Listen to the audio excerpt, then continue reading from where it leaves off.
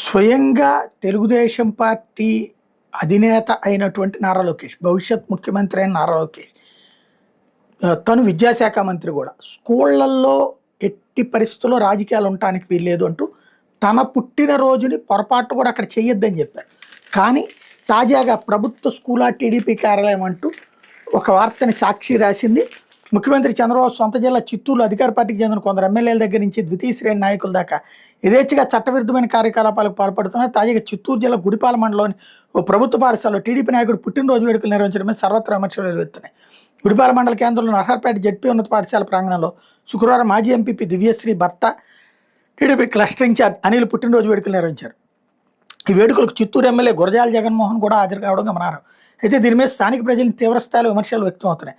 ప్రభుత్వ స్కూల్లో లేక టీడీపీ నేతలు జాగిరి అని ప్రశ్నిస్తున్నారు. ప్రభుత్వ స్కూల్లో షామియానాలు ఏర్పాటు చేసి హంగు ఆర్భాటాల నడువ అనిల్ దంపతులు కేక్ కట్ చేశారు.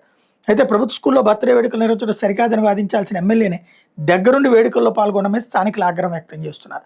స్వయంగా నారా లోకేష్, చంద్రబాబు నాయుడు పుట్టినరోజులే స్కూళ్ళల్లో వద్దన్నారు. అట్లాంటిది స్థానిక నాయకులు మాత్రం అది పట్టించుకోవట్లేదు లోకేష్ మాట అన్నది ఇక్కడ అర్థమవుతుంది.